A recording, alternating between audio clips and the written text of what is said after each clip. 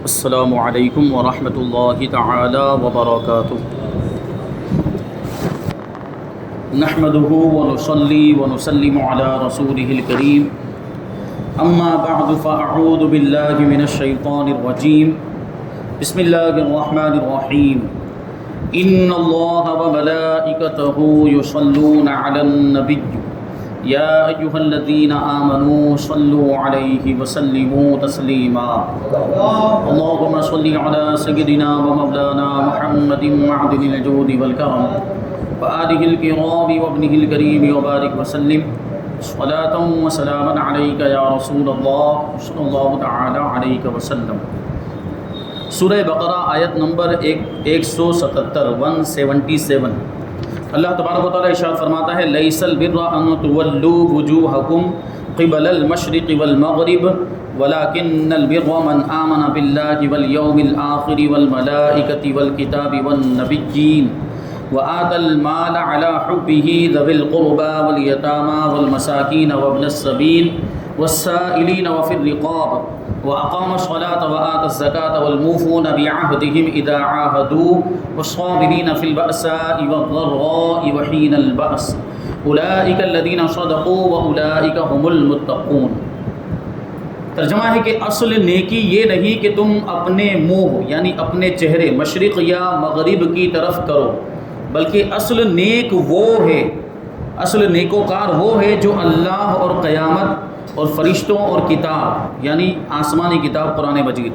اور پیغمبروں پر ایمان لائے اور اللہ کی محبت میں عزیز مال یعنی اپنا پیارا مال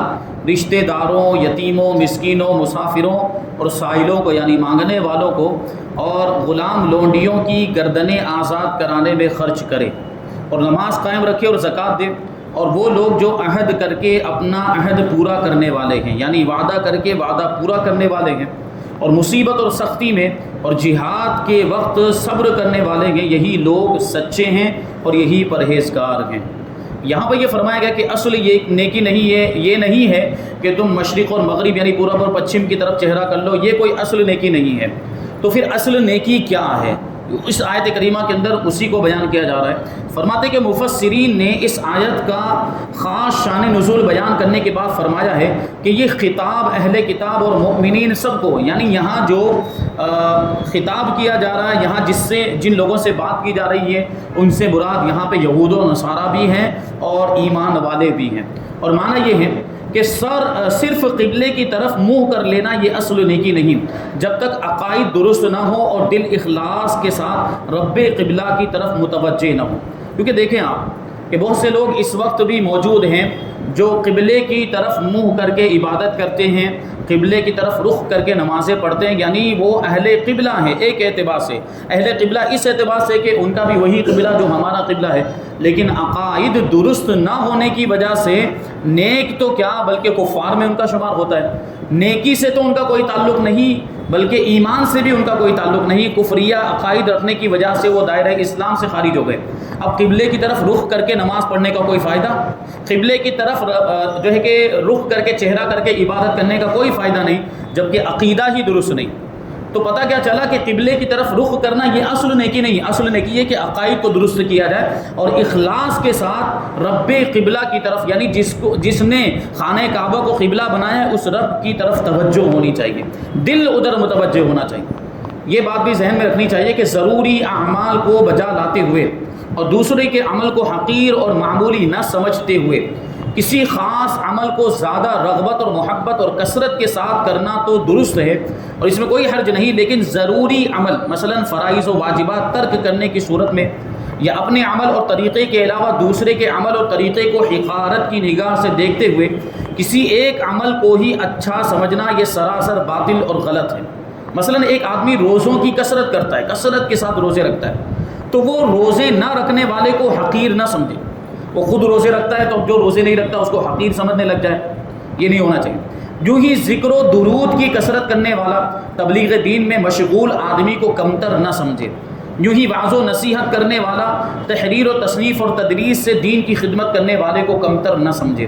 یہودیوں کا رد اسی وجہ سے کیا گیا کہ ایمان صحیح اور اعمال صالحہ کی طرف تو آتے نہیں تھے، رشوت، حرام خوری، سود، فیصلہ کرنے میں ناانصافی، بغض و کینہ اور دیگر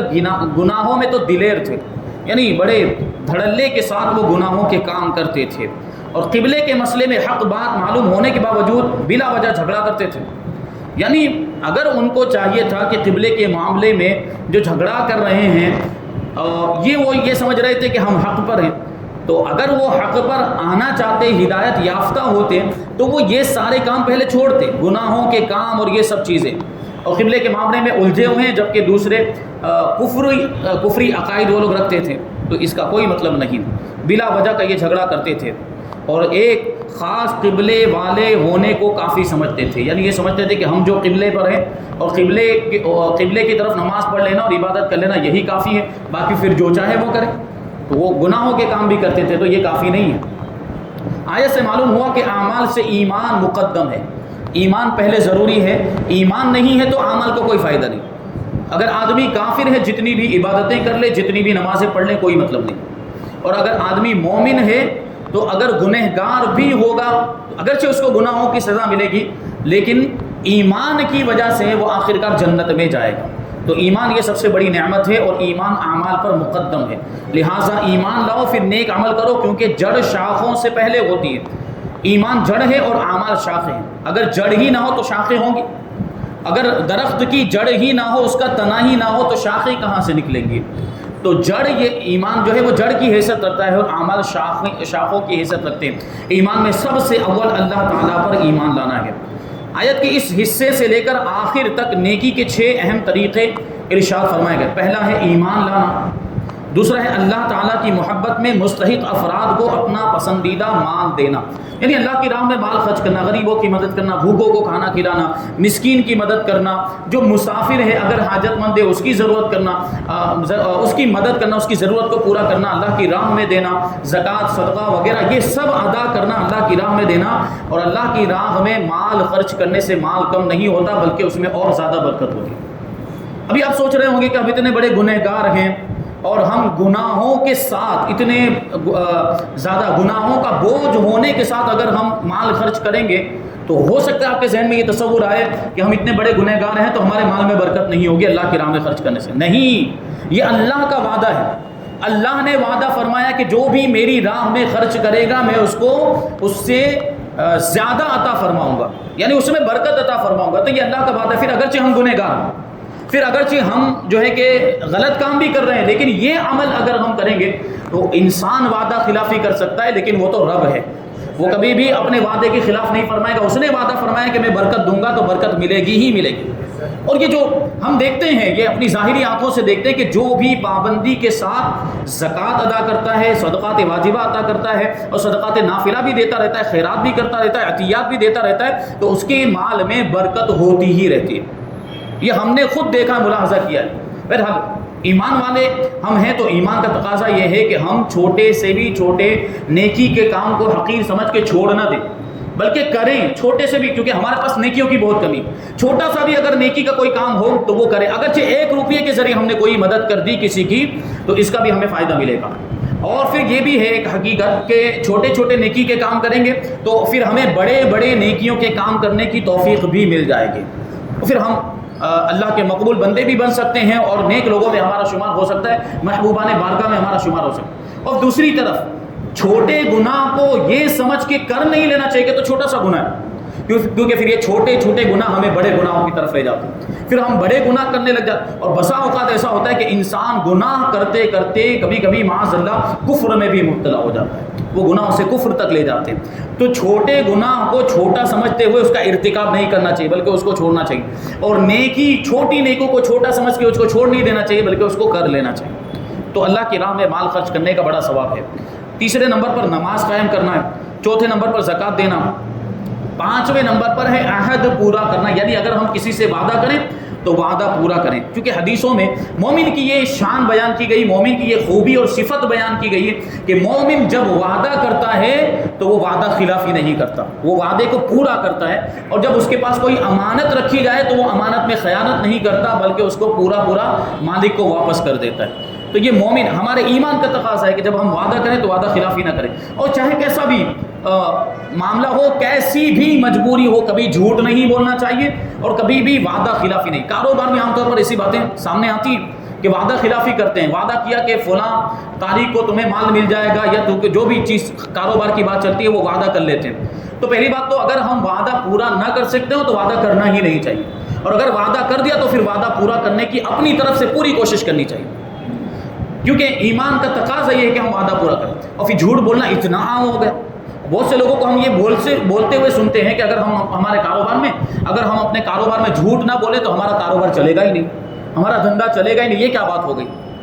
اللہ تعالیٰ تو سچ بولنے کا حکم دیتا ہے، اللہ تعالیٰ نے تو فرمایا لعنت اللہ علی الکاذبین، جھوٹوں پر اللہ کی لعنت ہے۔ اب ظاہر سی بات ہے، جھوٹ بول کر اگر آپ مال کما بھی لیں گے تو کیونکہ یہ جھوٹ بول کر آپ نے مال کمایا ہے اس میں ہرگز برکت نہیں ہو سکتی، اور سچ بول کر اگر آپ نے کمایا تو تھوڑا بھی کمایا ہوگا اس میں اللہ تعالیٰ برکت عطا فرمائے گا۔ تو سچ بولنا چاہیے۔ چھٹے نمبر پر ہے مصیبت، سختی اور جہاد میں صبر کرنا۔ اب ان ساری چیزوں کی تفسیر الگ الگ بیان کریں گے۔ ایمان کی تفسیر یہ ہے کہ ایک تو اللہ تعالیٰ پر ایمان لائے کہ وہ حی و قیوم ہے، یعنی خود بھی زندہ ہے اور پوری کائنات میں جو بھی ساری مخلوقات، جو بھی جاندار چیزیں ہیں، سب کو زندہ رکھنے والا ہے۔ علیم و حکیم ہے، سمیع و بصیر ہے، علم و حکمت والا ہے اور سننے والا ہے، دیکھنے والا ہے۔ لیکن اللہ تبارک و تعالیٰ کا سننا دیکھنا ہمارے سننے دیکھنے کی طرح نہیں ہے، کیونکہ اللہ تبارک و تعالیٰ بذات سمیع و بصیر ہے، اور ہمارا معاملہ یہ ہے کہ ہم سننے والے، دیکھنے والے، لیکن ہم کو سننے اور دیکھنے کی قوت کس نے دی؟ اللہ تعالیٰ نے دی۔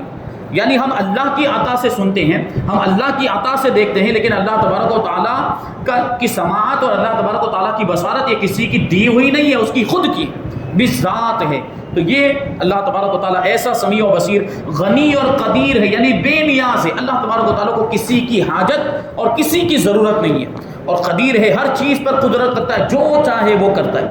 ازلی اور ابدی ہے، ہمیشہ سے ہے، ہمیشہ رہے گا، اس کی کوئی ابتدا نہیں، کوئی انتہا نہیں ہے۔ واحد یعنی اکیلا ہے اور اس کا کوئی شریک نہیں، لا شریک لہ ہے، اس کا کوئی شریک نہیں۔ دنیا میں ہمارے آپ کے معاملات ایسے ہوتے ہیں، انسانوں کے اور دیگر مخلوقات کے یہ ہوتے ہیں کہ اگر ہم کوئی کام کرنا چاہتے ہیں اور اگر کوئی کام ہم پورا نہیں کر پاتے تو دوسروں کی مدد لے لیتے ہیں۔ کبھی ایسا کچھ ہوتا ہے کہ ہم دوسروں کو شریک کر لیتے ہیں، اپنے کاروبار میں شریک کر لیتے ہیں، اپنے کسی کام میں، کسی ضرورت میں ہم لوگوں کو شریک کر لیتے ہیں، تو ہمارے اس طرح کے شریک ہوتے ہیں۔ لیکن اللہ تبارک و تعالیٰ کے کاموں میں کوئی بھی شریک نہیں۔ اللہ تبارک و تعالیٰ کو کسی کی مدد لینے کی ضرورت ہی نہیں، کیونکہ وہ قادر مطلق ہے۔ اللہ تبارک و تعالیٰ مخلوقات کو قدرت دینے والا ہے، ان کو طاقت دینے والا ہے، اس کو کسی نے طاقت نہیں دی، اس کو کسی نے قوت نہیں دی، اس کی قوت اور قدرت یہ بذات ہے، اور اللہ تبارک و تعالیٰ کا کوئی بھی شریک نہیں، اس کے مثل کوئی نہیں، اس کے جیسا کوئی نہیں، دوسرا کوئی خدا نہیں، اور اس کی صفات میں بھی کوئی شریک نہیں۔ دوسرا، قیامت پر ایمان لائے کہ قیامت حق ہے، اس میں بندوں کا حساب ہوگا، اعمال کی جزا دی جائے گی، اچھے برے اعمال کی، اچھے اعمال ہوں گے تو اچھا ثواب ملے گا، اور برے اعمال ہوں گے تو بری جزا ملے گی، برا بدلہ ملے گا۔ مقبولان بارگاہ الہی شفاعت کریں گے، حضور پاک صلی اللہ علیہ وسلم سب سے پہلے شفاعت کا دروازہ کھولیں گے، پھر جو اللہ کے مقبول بندے جیسے انبیاء کرام، رسولان اعظام، صحابہ کرام، صحابیات، اہل بیت اطہار، صالحین، صدیقین، شہداء، حفاظ کرام، علماء کرام، اللہ تبارک و تعالیٰ ان سب کو شفاعت کا اختیار عطا فرمائے گا، اور یہ سب اپنے متعلقین کو، اپنے چاہنے والوں کو، جو دنیا میں ان کے ساتھ کسی نے بھی اگر اچھا سلوک کیا ہوگا ان سب کو، اپنے رشتہ داروں کو، اپنے متعلقین کو، اگر کوئی پیر صاحب ہے تو اپنے مریدین کو، یہ سب جنت میں لے جائیں گے، ان کو شفاعت کرنے کا اختیار ملے گا۔ حضور سید دو عالم صلی اللہ علیہ وسلم سعادت مندوں کو حوض کوثر پر، جامع کوثر سے سیراب فرمائیں گے، پل صراط پر گزر ہوگا، اور اس روز کے تمام احوال جو قرآن میں آئے یا سید الانبیاء صلی اللہ علیہ وسلم نے بیان فرمائے سب حق ہے۔ اور تیسرا، فرشتوں پر ایمان لائے کہ وہ اللہ تعالیٰ کی مخلوق اور فرما بردار بندے ہیں، نہ مرد ہیں نہ عورت ہیں، یعنی اللہ تعالیٰ نے ان کو جو حکم دیا وہ کرتے ہیں، اللہ تعالیٰ کے حکم کی خلاف ورزی نہیں کرتے، اور فرشتے معصوم ہیں، ان سے کبھی گناہ نہیں ہو سکتا، ان کی تعداد اللہ تعالیٰ جانتا ہے۔ 4 فرشتے ان میں سے بہت مقرب ہیں، سب سے زیادہ اللہ تبارک و تعالیٰ کے مقرب، قریبی اور محبوب فرشتے ہیں، وہ یہ 4 ہیں، حضرت جبرائیل، حضرت میکائیل، حضرت اسرافیل اور حضرت اسرائیل علیہ السلام۔ چوتھا، کتب الہیہ پر یعنی اللہ تعالیٰ کی کتابوں پر ایمان لانا، جو کتاب اللہ یعنی اللہ تعالیٰ نے جو کتاب اللہ تعالیٰ نے نازل فرمائی ہے وہ حق ہے، یہ ایمان رکھے۔ اور ان میں 4 بڑی کتابیں ہیں۔ پہلی توریت جو حضرت موسیٰ علیہ السلام پر نازل ہوئی، دوسری انجیل جو حضرت عیسیٰ علیہ السلام پر نازل ہوئی، تیسری زبور جو حضرت داؤد علیہ السلام پر نازل ہوئی، اور چوتھی قرآن مجید جو کہ حضرت محمد مصطفیٰ ہمارے آقا حضور رحمت عالم صلی اللہ علیہ وسلم پر نازل ہوئی۔ اور اس کے علاوہ حضرت شیس، حضرت ادریس، حضرت آدم اور حضرت ابراہیم علیہ السلام پر بھی بہت سے صحیفے نازل ہوئے۔ ان ساری کتابوں اور صحیفوں پر ایمان لانا ضروری ہے۔ 5واں، تمام انبیاء کرام علیہ السلام پر ایمان لانا کہ وہ سب اللہ تعالیٰ کے بھیجے ہوئے اور معصوم ہیں، یعنی گناہوں سے پاک ہیں۔ ان کی صحیح تعداد اللہ تعالیٰ جانتا ہے، اور ان میں 313 رسول ہیں، کیونکہ رسول اور نبی میں تھوڑا سا فرق ہوتا ہے۔ ہر رسول نبی ہے لیکن ہر نبی رسول نہیں ہے۔ ان میں کچھ انبیاء کرام کے اندر ہی کچھ ہیں جن کو اللہ تبارک و تعالیٰ نے رسالت کا مقام عطا فرمایا، منصب رسالت پر فائز فرمایا۔ ان کی تعداد 313 بتائی جاتی ہے۔ تفسیرات احمدیہ کے حوالے سے یہ بات لکھی گئی۔ یاد رہے کہ ایمان مفصل جو بچوں کو سکھایا جاتا ہے، نہیں ہم مدرسے کے اندر مکتب کے اندر سنتے ایمان مجمل اور ایمان مفصل، تو ایمان مفصل جو بچوں کو سکھایا جاتا ہے اس کی اصل یہی آیت کریمہ، کیونکہ دیکھیں ان ایمان مفصل کے اندر جن جن چیزوں کا ذکر ہے تقریباً وہ ساری چیزیں اس آیت کریمہ کے اندر ہے۔ جو ہم پڑھتے ہیں آمنت باللہ و ملائکتہ و کتبہ و رسلہ، یہ سب پڑھتے ہیں کہ میں اللہ پر ایمان لایا، میں جو ہے کہ اس کے رسولوں پر ایمان لایا، میں اس کی کتاب پر ایمان لایا، میں فرشتوں پر ایمان لایا، میں آخرت کے دن پر ایمان لایا، میں تقدیر پر ایمان لایا، اچھی بری تقدیر سب اللہ کی جانب سے، یہ ہے کہ نہیں؟ اور بعض بادل موت پر ایمان لایا کہ مرنے کے بعد دوبارہ زندہ۔ تو ایمان مفصل کی اصل یہ آیت کریمہ ہے، اور اس کے علاوہ دوسری آیتوں میں بھی ان ساری چیزوں کو بیان کیا گیا ہے۔ اور آگے کہ اور اللہ کی محبت میں اپنا عزیز مال دے، یعنی اللہ کی راہ میں اپنا مال خرچ کرے۔ اور یہاں پہ ایک بات دیکھیے، عزیز مال کہا جا رہا ہے، اپنا عزیز مال، کیونکہ آدمی جب دولت کماتا ہے تو دولت سے اس کو پیار ہوتا ہے، دولت سے محبت۔ اللہ والوں کی بات ہی الگ ہے۔ اللہ والوں کی دولت، جیسے حضرت عثمان غنی رضی اللہ تعالیٰ عنہ کا واقعہ میں نے سنایا تھا کہ کتنی دولت تھی اور کتنی اللہ تبارک و تعالیٰ نے کتنا مال ان کو عطا فرمایا تھا، اور سخاوت کا بھی معاملہ، لیکن اس کے باوجود حضور کی بارگاہ میں حاضر ہوئے اور کیا عرض کرتے ہیں، یا رسول اللہ میرے لیے دعا فرمائے کہ میرا مال کم ہو جائے، میری دولت کم ہو جائے۔ ابھی اس زمانے میں کوئی ایسی دعا کروائے گا کہ میری دولت کم ہو جائے، میرا مال کم ہو جائے؟ ایسے کوئی دعا کروائے گا؟ لیکن وہ حضرت عثمان غنی، ان کی سخاوت کتنی مشہور، تو وہ بارگاہ رسالت میں عرض کرتے ہیں یا رسول اللہ معاملہ یہ ہو گیا کہ بہت زیادہ دولت ہو گئی، مال بہت زیادہ ہو گیا، اور اس کی وجہ سے اب عبادت میں خلل واقع ہو رہا ہے۔ اب جو ہے کہ اللہ تعالیٰ کی فرما برداری میں کمی آ رہی ہے، اس لیے آپ دعا فرمائیں کہ میرا جو مال ہے وہ کم ہو جائے، میری دولت جو کم ہو جائے۔ دیکھیں دولت ہے، مال ہے، لیکن دولت سے کوئی لگاؤ نہیں، یعنی وہ صرف ان کا مقصد یہ تھا کہ میرے پاس مال ہے تو میں دین کی مدد کروں، میں اللہ کی راہ میں خرچ کروں۔ حضرت عثمان غنی نے یہ کیا بھی، کر کے دکھایا بھی، عمل بہت سارے واقعات آپ نے سنے بھی۔ تو حضور پاک صلی اللہ علیہ وسلم نے وہ دعا کرنے کے لیے ہاتھ اٹھایا کہ حضرت عثمان غنی رضی اللہ تعالیٰ عنہ کے مال میں کمی ہو جائے۔ ابھی دعا کرنا ہی چاہتے تھے کہ حضرت جبریل آ گئے، اور جبریل آنے کے بعد حضور پاک صلی اللہ علیہ وسلم کی بارگاہ میں عرض کرتے ہیں کہ یا رسول اللہ آپ جو ہے کہ عثمان کے مال میں کمی کی دعا نہ کریں، اللہ تعالیٰ فرماتا ہے کہ عثمان ہماری راہ میں اپنا مال خرچ کرتا ہے تو ہم اس کے مال میں اور اضافہ فرما دیتے ہیں۔ یہ سخاوت کا عالم، اور ایسا کون سا سخی ہوگا جس کی سخاوت ابھی تک جاری ہے۔ میں نے ایک واقعہ اس سے پہلے ایک دوسری جگہ پہ بیان کیا تھا، حضرت عثمان غنی رضی اللہ تعالیٰ عنہ کے نام کا اکاؤنٹ آج بھی مدینہ منورہ کے ایک بینک کے اندر چالو ہے، اور اس میں پیسے جمع ہو رہے اور وہاں سے نکل کر غریبوں میں تقسیم بھی ہو رہے۔ یہ حضرت عثمان غنی کی سخاوت۔ یہ کیا ہوا تھا؟ حضرت عثمان غنی رضی اللہ تعالیٰ عنہ نے جو وہ کنواں خرید کر مسلمانوں کے لیے وقف کیا تھا مدینہ منورہ کے اندر، وہ تفصیل سے پورا واقعہ میں بیان کر چکا ہوں۔ تو وہ بعد میں کیا ہوا کہ وہ اسی کنویں کے آس پاس لوگوں نے درخت اگا دیے کھجور کے،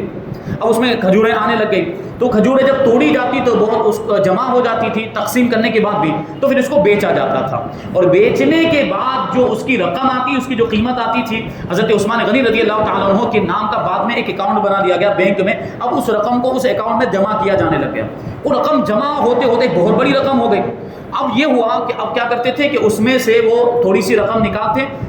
وقفے سے اور غریبوں میں اس کو تقسیم کر دیتے تھے۔ اب اس وقت معاملہ یہ ہے کہ ایک خطیر رقم، میرے خیال سے کروڑوں میں وہ رقم جمع ہو چکی ہے، اور ابھی قریب ہی میں نیوز کے اندر آیا تھا کہ سعودی گورنمنٹ، بھلے ان کے دوسرے معاملہ تھے لیکن یہ کام وہ جو ہے کہ کرنے جا رہے ہیں کہ انہوں نے یہ ارادہ بنایا کہ حضرت عثمان غنی رضی اللہ تعالیٰ عنہ کے اکاؤنٹ میں جو رقم جمع ہوئی ہے اس رقم سے وہ ایک ہوٹل بنانا چاہتے ہیں۔ فندق عثمان کے نام سے یہ ایک بہت بڑا وہ ہوٹل بنانا چاہتے ہیں، اور ان کا جو پلان ہے اس پلان کے اعتبار سے اور مستقبل کے بارے میں جو بھی انہوں نے منصوبے بنائے اور اس کا پورا حساب و کتاب انہوں نے جوڑا کہ یہ ہم ہوٹل بنائیں گے تو اس کی سالانہ آمدنی کیا ہوگی، اس کا اندازہ لگایا انہوں نے۔ تو ایکسٹریمنٹ نکالا، اور ایکسٹریمنٹ کیا نکلا ہے آپ کو سن کر تعجب ہوگا، 50 ملین ریال، کتنے؟ 50 ملین ریال اس کی سالانہ انکم ہوگی، اور پھر اس سے غریبوں کی مدد کی جائے گی۔ یہ حضرت عثمان غنی رضی اللہ تعالیٰ عنہ کی سخاوت کہ اللہ کی بارگاہ میں کیسی مقبول ہوگی کہ آج تک وہ سخاوت جاری ہے۔ تو اللہ کی راہ میں ہم خرچ کریں تو مال ختم نہیں ہوتا، مال کم نہیں ہوتا، بلکہ اللہ تعالیٰ اور اضافہ فرماتا ہے۔ نیتیں اچھی رکھنی چاہیے، اچھی نیت کے ساتھ اگر ہم خرچ کریں گے تو یقیناً مال میں اضافہ ہوگا، یہ اللہ کا وعدہ ہے۔ تو یہ ہمیں اپنے مال سے اللہ کی راہ میں خرچ کرنا چاہیے۔ اس سے پہلے ایمان کا بیان ہوا، یہ جو فرمایا کہ اللہ کی محبت میں اپنا عزیز مال دے۔ اچھا ایک چیز اور یہاں پہ ذہن میں آ رہی ہے، وہ یہ ہے کہ جب ہم مال خرچ کریں نا تو ایک تو روپیہ پیسہ ہے، تو روپیہ پیسہ تو سیم ہوتا ہے، لیکن اگر کوئی دوسری چیز ہے، جیسے ہم صدقہ ادا کرتے ہیں، فطرہ، اس میں گیہوں دیے جاتے ہیں، تو یہاں کیا اپنا عزیز مال، اپنا پیارا مال، پسندیدہ مال خرچ کریں۔ تو اگر ہم گیہوں دے رہے ہیں کسی غریب کو، کسی فقیر کو، تو اس میں ایسا نہ ہو کہ انتہائی گھٹیا قسم کے گیہوں دے دیں۔ گیہوں مختلف قسم کے ہوتے ہیں، ایک 10 روپے 15 روپے میں مل جائیں گے، ایک 25-30 روپے میں ملیں گے، اور کچھ ایسے عمدہ قسم کے 50-60 روپے میں ملیں گے آپ کو۔ تو ہمیں چاہیے کہ ہم جس طرح کے گیہوں گھر میں کھاتے ہیں، جس کو ہم اپنے لیے پسند کرتے ہیں، جب غریبوں کو دینے کی باری آئے تو اسی طرح کے ہونے چاہیے، کیونکہ وہ ہمارے پسندیدہ گیہوں ہیں نا، جو ہم پسند کرتے ہیں وہی دینا چاہیے، تو اس میں اور زیادہ ثواب ملے گا اور برکت ملے گی۔ اسی طرح جو بھی مال اللہ کی راہ میں خرچ کرے، روپیہ پیسہ تو سیم ہی ہوتا ہے، لیکن اس میں بھی مقدار بڑھانے کی کوشش کرے دن بدن۔ اگر ہم ابھی 5000 کے ذریعے سے مدد کر رہے ہیں تو ہمیں کوشش یہ کرنی چاہیے کہ آگے چل کر 5 مہینے بعد، 6 مہینے بعد اور اس رقم میں اضافہ کریں، 10,000 کریں، 15,000 کریں، تو انشاءاللہ اور برکتیں ہوں گی، اور اس طرح سے جو ہے کہ غریبوں کی مدد بھی ہو جائے گی۔ تو یہاں پہ عزیز مال کو خرچ کرنے کا ذکر ہے، اس سے پہلے ایمان کا بیان ہوا، اور اب اعمال کا ذکر کیا جا رہا ہے، کیونکہ خرچ کرنا، اللہ کی راہ میں صدقات و خیرات دینا، یہ اعمال میں اس کا شمار ہوتا ہے۔ اور آیت کے اس حصے میں نیکی کا دوسرا طریقہ بیان کیا گیا کہ اللہ تعالیٰ کی محبت میں مستحق یعنی حقدار افراد کو اپنا پسندیدہ مال دیا جائے۔ تو یہ یہاں پر ابھی تفسیر اس کی باقی ہے۔ ابھی وہ جو ساری چیزیں جو اس میں بیان کی گئی، جیسے رشتہ داروں پر خرچ کرنا، یتیموں پر خرچ کرنا، مسکینوں پر خرچ کرنا، مسافروں پر خرچ کرنا، اور سائلوں یعنی مانگنے والوں کو دینا، اور غلاموں کو آزاد کرنا، ان کی پوری تفصیل انشاءاللہ آئندہ درس میں ہم شامل کریں گے۔ اللہ تبارک و تعالیٰ کی بارگاہ میں دعا ہے کہ جو کچھ بھی بیان ہوا اس پر ہم سب کو عمل کرنے کی توفیق عطا فرمائے، اور نور قرآن سے ہم سب کے دلوں کو روشن اور منور فرمائے۔ وما علینا الا البلاغ۔